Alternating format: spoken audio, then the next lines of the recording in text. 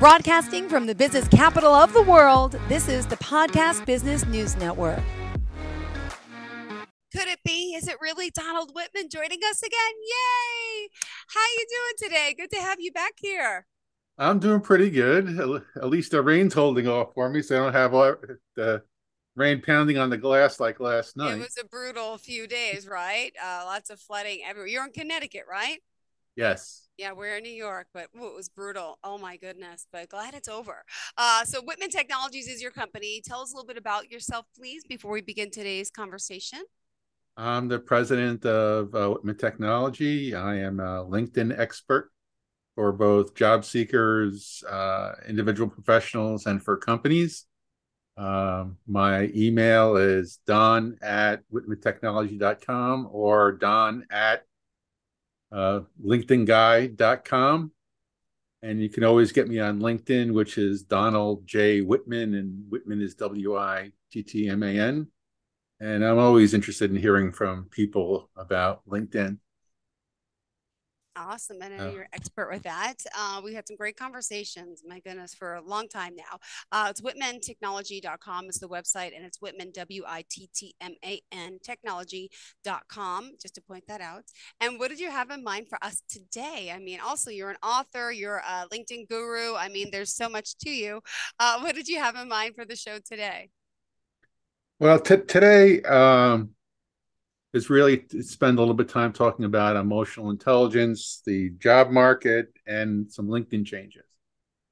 So we talked to talk about emotional intelligence. A few weeks ago when we chatted, we talked about people, particularly women, being unhappy in their workplace, and a lot of companies now are spending time training their executive management about emotional intelligence, sometimes EI or EIQ, and how to manage using EIQ. And that is basically helping the later generations deal with their workplace. I grew up in the workplace where it was pretty cut, pretty cold. This current generation, I'm an engineer too, so that makes it, for me, is just, I like to go straight to the point, do it, get at it, and everything else. And for a lot of this generation, that really doesn't work. And in the last couple of generations, it's even worse. And a lot of it has to do with, work-life balance, not getting so worked up at work where you come home and you're a wreck. So the whole idea of emotional intelligence is to help employers manage their people appropriately and without getting them ticked off, or feel like they've been insulted, or when you do something wrong, you talk far too harshly. I've had to, in my past, actually use on my emails, use a editor that helps me control that I may be speaking too harshly. Because I'm an engineer, it just sort of, you speak very plain and factual, and a lot of people today don't like that. They like a much softer approach, and companies are finding out that the softer approach is helping people stay longer, be happier in their work, not going home as stressed, and actually making the work-life balance much easier to deal with. Yeah. So it's actually, it's been happening for, emotional intelligence isn't a lot new. It's like 20 years old and over 20 years old. And it's now coming back because companies are trying to hold on to their employees and be able to do that work-life balance. And, a lot of employees have had problems with it. I mean, still a lot of the executives are, they tell me, stay on point, give me the facts, so that I can understand it. No fluff or nutter stuff. So, so there's a very big difference between working with a lot of people that really prefer a much calmer way of having discussions, and some of the executives who, throw the stones at me, give it to me now, give it to me quick, give it to me straight. So you have quite the dichotomy in the way businesses want to talk. But it is easier to deal with when you can tone it down a bit and still get the information across and have the employee feel good about it and having them stay. The cost of having people leave because they are uncomfortable with their work situation because of the way they're being talked to is a problem. I mean, there's a whole new language almost. There's actually a set of word lists that say, don't use these, use these, because it's less offending and it's easier. So Mm-hmm. everyone, IBM, Pepsi, and a few others are actually taking this to heart. They're trying to Mm-hmm. keep onto the good people so that they don't leave. And it's such a demand for good quality people who are very knowledgeable. I mean, it's become more important. And women are now, again, one of the things we talked about before is women are now a larger proportion of the college graduate workforce. So the fact that we have to talk to a much more diverse organization means that you have to, you know, put everything in an appropriate context that's not offensive and is readily as understandable but not offensive, right? Mm-hmm. And you have to put the understandable in there. Um, so that's been kind of new, and I have two people I've worked with that's what they're moving into right now. That's all they're doing. The majority of their work, or 75% of their work, is helping companies with emotional intelligence or EIQ, which I think is a great thing. And I think that will help a lot of the new college grads or recent college grads deal with the workplace because you know, they're not used to the curtness that used to be there 20 years ago and in which a lot of senior executives are used to. So I think that's kind of fun. I was actually quite joyous about the fact that these companies are taking it to heart because I've read over some of the surveys of what people are complaining about, and part of that EIQ is a big thing, and I think that will be quite helpful. So that's helping people stay in jobs, and I'm really happy about that. The other thing I was going to talk about is the current job market, and it looks like there's a million less job openings, and actually, we're both in the New York metro area, and in New York, the amount of openings is quite less. For every opening, there is one person Really? looking for an Oh, opening. So it's really? 1 to 1, What is and it happening? Wow. really it has calmed down in the New York area as from 2 to 1 to 1 to 1. So it was instead of being previously there's two jobs for every person looking for a job. Now there's a job for each person looking for a job. So that's still pretty good, and we're seeing that there. And we're all hearing the job market, all these layoffs from these large companies. But if you go into the history of layoffs and people leaving, we are actually lower than we have been in the past before COVID. We're lower than the normal run rate. So all this fanfare about people being laid off and all this stuff, when you come down and look at the hard numbers, it's actually quite a bit lower than it has been in the past. So I was just, and again, we talked about that saying, it really wasn't a lot high and all these people are getting absorbed, like all the Meta layoffs and all the Amazon layoffs, Google layoffs and things like that. Those were really just a drop in the bucket. We're still 20-30% below where it's been in the past, even with all these announcements. So people shouldn't be getting upset with all these job announcements, all these layoffs. It's just that these big companies have to announce it. And you also say that, we know that 2 years ago, Meta increased their uh, workforce by 60% during COVID. That's a big number. Wow. Amazon did, I think it was 50% or 45%. and some of the other ones were very large. And they just overhired due to the demand of COVID. Now the demand isn't there, business isn't there.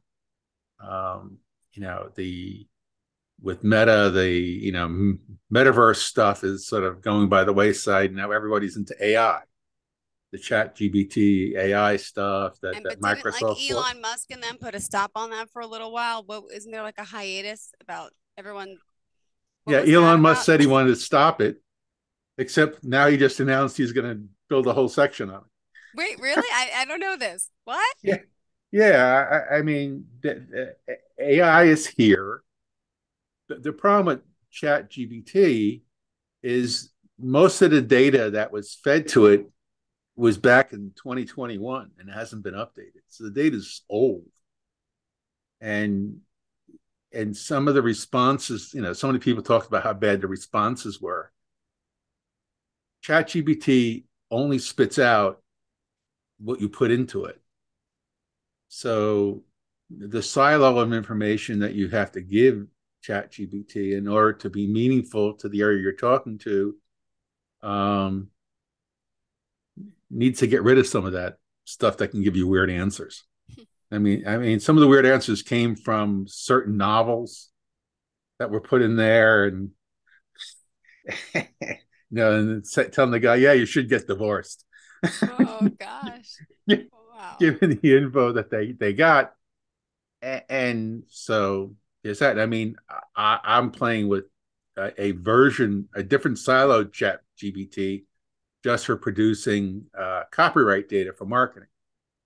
It's gotten rid of all the other stuff and just does copywriting for marketing stuff and things like that. And it's a very different response.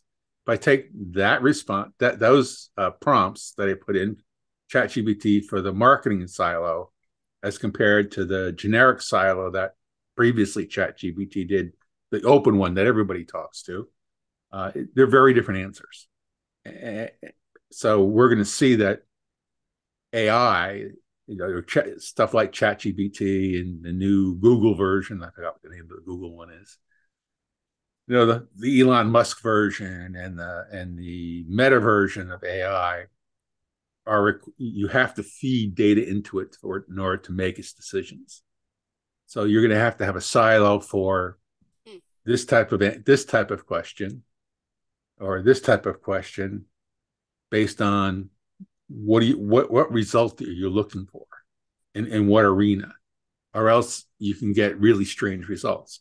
So AI is great, but you really have to review it. It's certainly not something you can just put the prompts in and then go send it out, or you really need to have it focused, have it siloed such that it has the right set of info and only the right set of info, and not too much generic stuff or novels or stuff off the deep end. So AI, or equivalent of the ChatGPT learning part of the AI, is going to be a whole new market for people, and the prompts for it are going to be a whole new, huge market for what you want to do.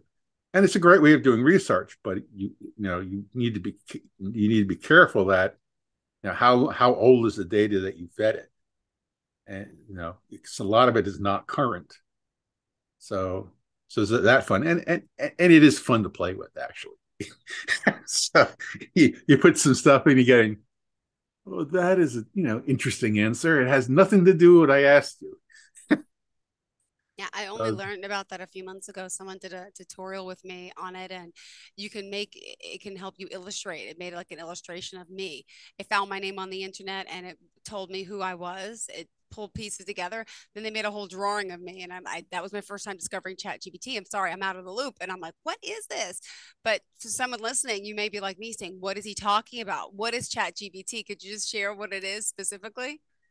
Sure. ChatGPT is an AI product that takes learnings from data and books and stuff that's on the internet that's readily available to everybody, and collects it and does a form of learning.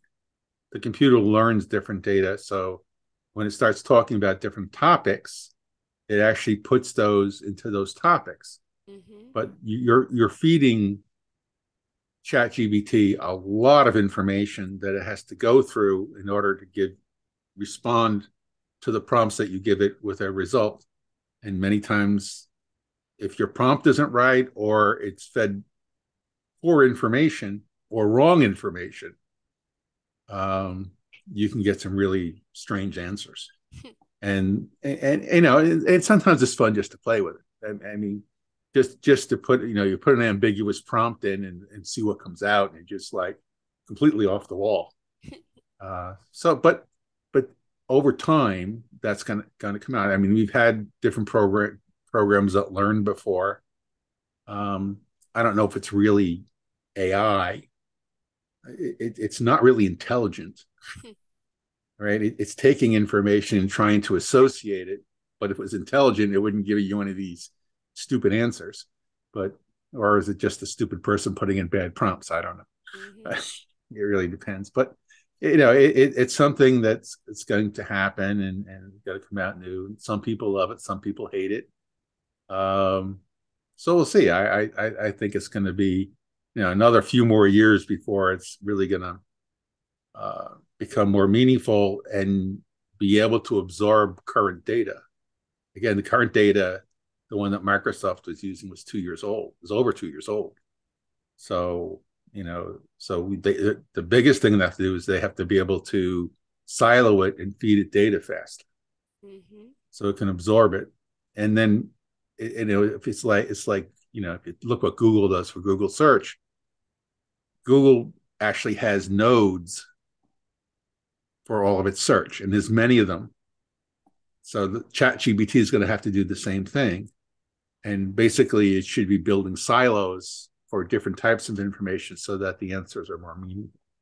But it'll get there. But it's kind of fun. But it's going to be a whole new thing. Wow. So I guess the last thing was about what's going on with LinkedIn. Every quarter I start testing, you know, the results of LinkedIn profiles with keywords and stuff like that. And a lot of my previous clients are saying, "Oh, I don't rank anymore." So I've got masses. Yes, you know, LinkedIn is changes their search routine just like Google does.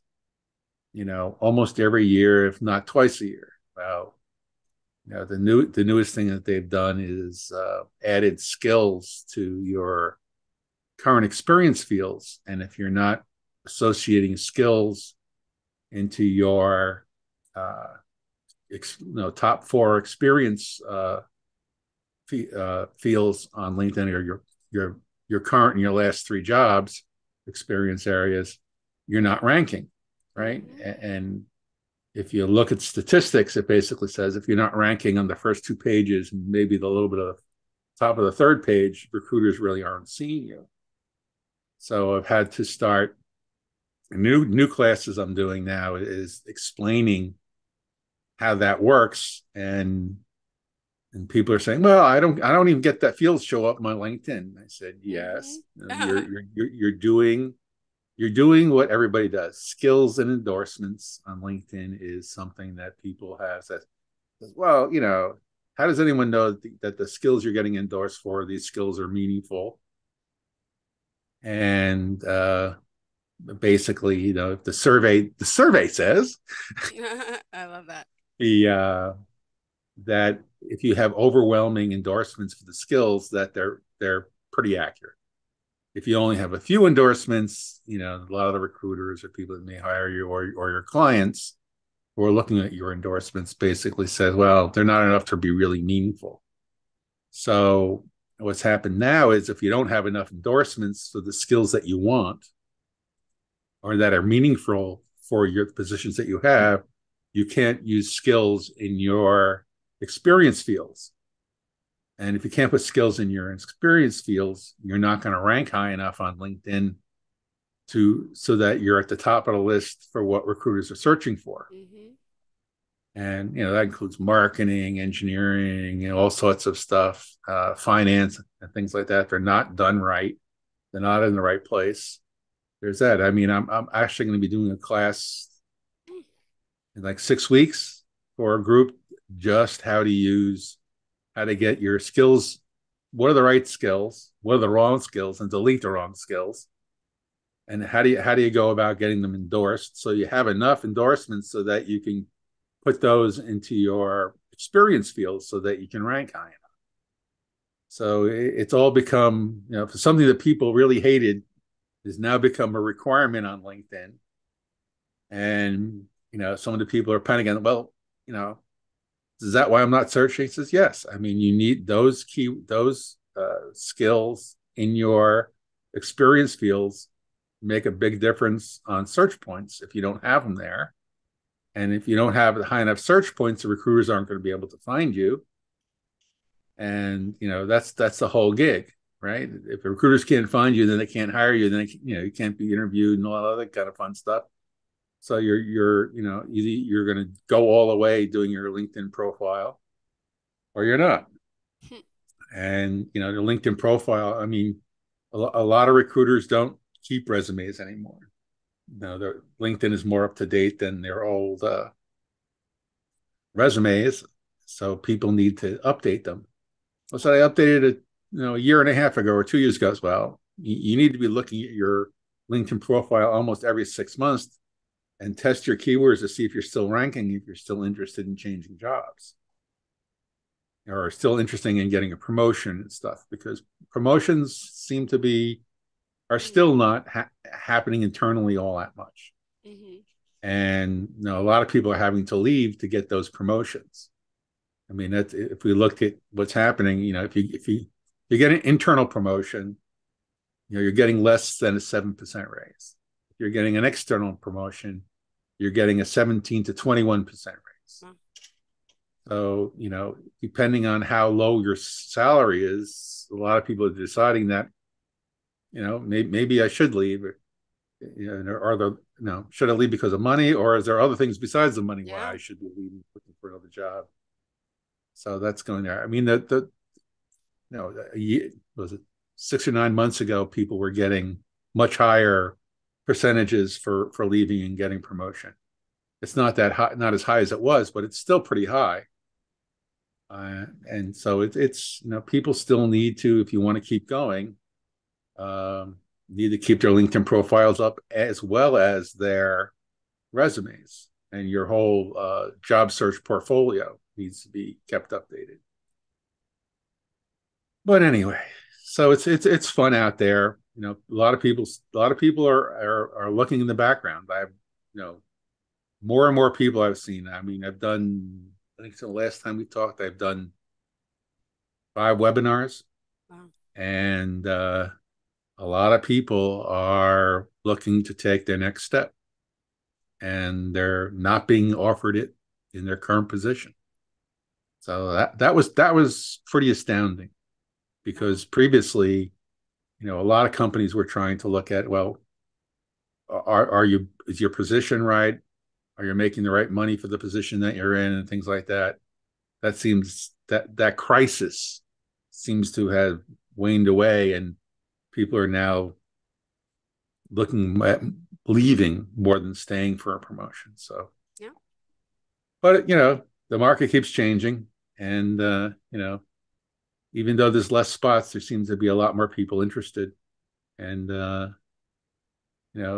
all those people, the what do we call it? The continuing claims thing has gone up some. The number of new unemployment claims has gone up a little bit, but in the last few weeks, this spring break, so a lot of people aren't really looking for jobs, are traveling. Spring break is, whether it's high school or college spring break, a lot of people are traveling, and so you'd expect those things to go up. They have gone up a bit, but they haven't gone up tremendously. So I still think the market is still pretty engaging for most people. And so I wish everyone good luck if you're still in there, or if you're looking for business. I see the consulting business going nuts. Yeah. So Anyway. Well, thank you for your time and your energy and your expertise, knowledge. Thank you. And if anyone wants to chat with me or if I can be of help, you can get me at Don at Wittman Technology or Don at LinkedInGuy.com, or you can go to my website at WhittmanTechnology.com. Perfect. Thank you so much, Donald Wittman. Have a fantastic day. And to all of our listeners, you as well. We'll be back soon. Good seeing you. It's been a while. And hopefully we'll be back again soon. Thank you. Thank you. Take care. Are you looking for even more of the podcasts and hosts that you love? The Podcast Business News Network is proud to announce that you now have even more ways to listen live. Check out the MyTuner Radio, online radio box, and Simple Radio apps on iOS and Android, or find us online. Search for Business News Network on mytuner-radio.com, or search Podcast Business News Network on streama.com and onlineradiobox.com/US. Take your podcast on the go and don't miss a minute of the action.